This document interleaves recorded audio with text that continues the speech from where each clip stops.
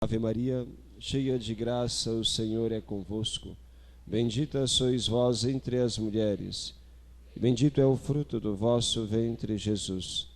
Santa Maria, Mãe de Deus, rogai por nós, pecadores, agora e na hora da nossa morte. Amém. Nossa Senhora, Rainha dos Corações, em nome do Pai, e do Filho, e do Espírito Santo. Podem sentar-se. Caríssimos irmãos e irmãs, hoje é o dia de Pentecostes. Hoje se encerra o tempo pascal. O círio pascal será apagado. Só será aceso em ocasiões como crismas, batizados. Hoje se encerra o tempo pascal. 50 dias após a ressurreição, se celebra o dia de Pentecostes. O que foi Pentecostes? Pentecostes foi o dia, 50 dias após a ressurreição, em que, estando reunidos os apóstolos, juntamente com Nossa Senhora, no cenáculo, em oração, veio sobre eles o Espírito Santo. E a igreja é manifestada a todas as nações. A igreja que já tinha sido fundada por Nosso Senhor, já tinha nascido do lado aberto de Cristo na cruz.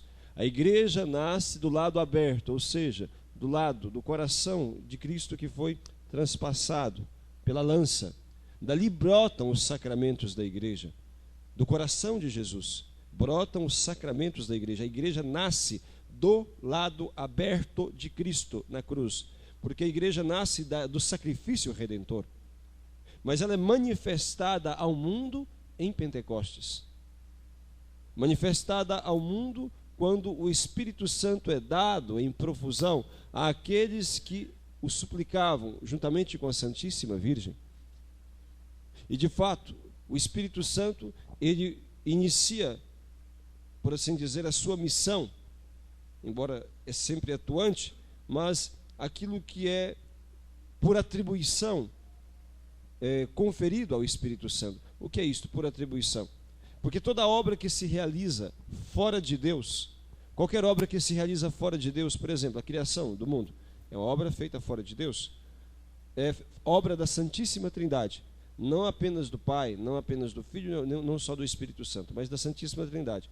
Mas por atribuição, pelo fato de o Pai ser a origem de tudo, se atribui ao Pai. Pai, o Criador. Criador. Não porque o Espírito Santo ou o Filho também não o sejam, mas se atribui ao Pai, pelo fato de ele ser a origem de todas as coisas. O Filho, o Redentor, a obra da redenção não é só do Filho, é do Pai, do Filho e do Espírito Santo. Mas coube, de fato, ao Filho um papel especial. Foi o Filho, a segunda pessoa da Santíssima Trindade, que se fez homem para nos salvar. E ele, tomando a carne humana, a sacrifica no altar da cruz para a redenção, salvação de todos nós. Mas não é obra apenas do Filho. O Pai envia o Filho, o Espírito Santo gera a sua parte humana no seio puríssimo de Nossa Senhora. Portanto, a redenção é obra da Santíssima Trindade. Mas, por atribuição, pelo papel especial que o Filho de Deus teve na obra da salvação, se diz que o Filho é o Redentor, o Salvador. E o Espírito Santo? Se diz que ele é o santificador. Não que o Pai ou o Filho não trabalhem em nossa santificação. Claro que sim, evidentemente que sim. Mas pela missão que o Pai e o Filho lhe confiaram. Vejam que no outro domingo, Jesus dizia a respeito do Espírito Santo. Em outro lugar da Sagrada Escritura está dizendo assim, lá em São João, no capítulo 16, versículo 8. Capítulo 8, versículo 16 diz assim, né? Que enviarei o meu Espírito, enviarei o Paráclito. Jesus dizia aos apóstolos, é bom para vós que eu vá, porque assim eu enviarei da parte do Pai o Espírito Santo, que vos convencerá, que vos ensinará todas as coisas, e vos convencerá acerca do pecado, da justiça e do juízo. Acerca do pecado, da justiça e do juízo. O Espírito Santo é aquele que nos ilumina, que nos esclarece, aquele que nos faz compreender de maneira mais profunda a vontade de Deus, aquele que nos comunica os dons, a fim de que nós possamos viver esta vontade de Deus. é aquele que nos doa os carismas, a fim de que nós nos aperfeiçoemos e também a comunidade possa ser servida. O Espírito Santo é o doador dos dons e dos carismas. O Espírito Santo é o santificador. E o que é santificar? Como é que uma pessoa se santifica? Uma pessoa se santifica na medida em que ela compreende e obedece a palavra de Deus.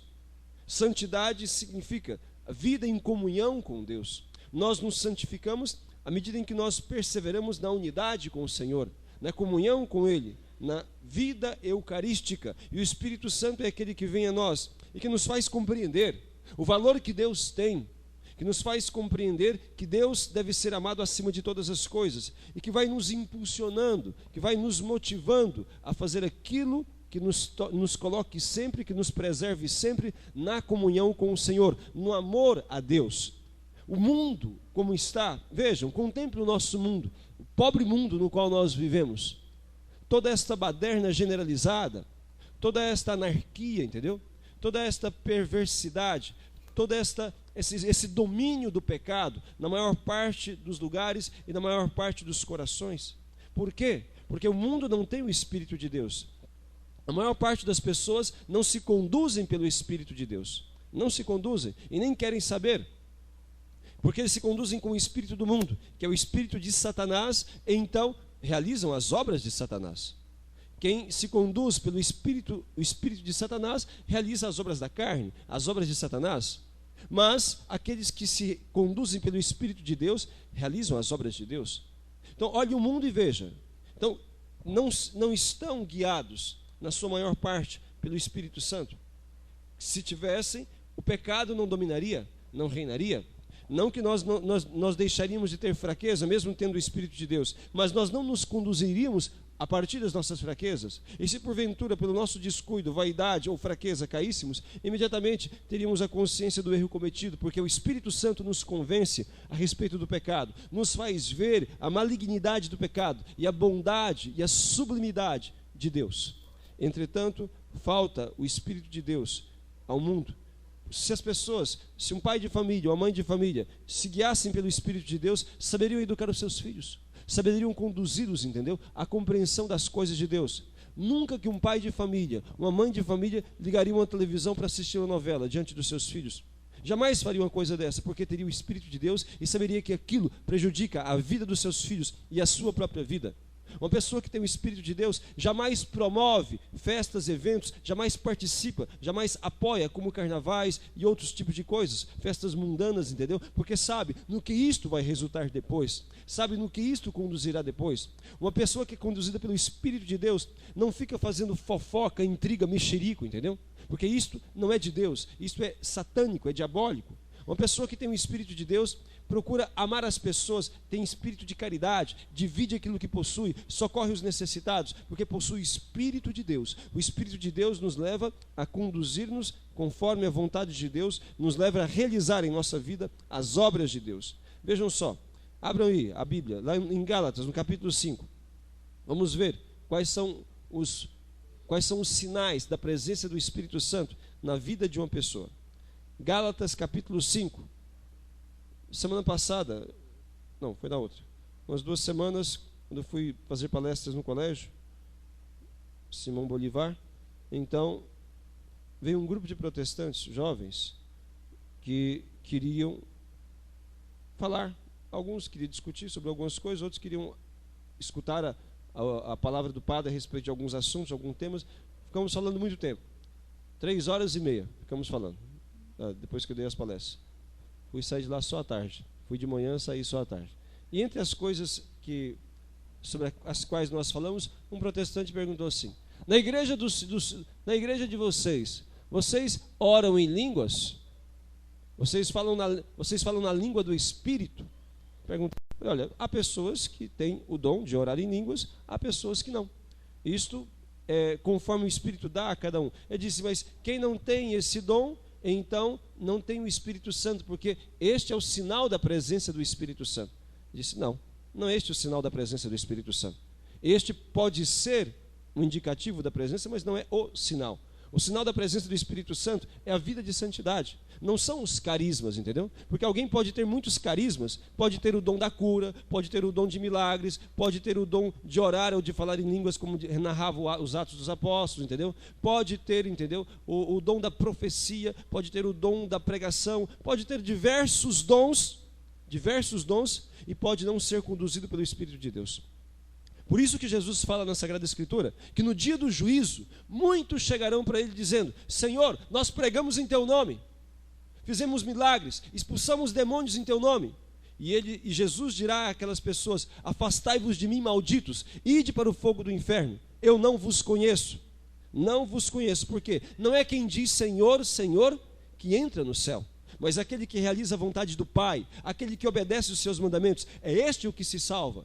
E justamente, entendeu? E é justamente isto, o Espírito Santo é aquele que vem a nós para nos ajudar a compreender a vontade do Pai, nos ajudar a compreender a necessidade de se guiar pelos mandamentos de Deus.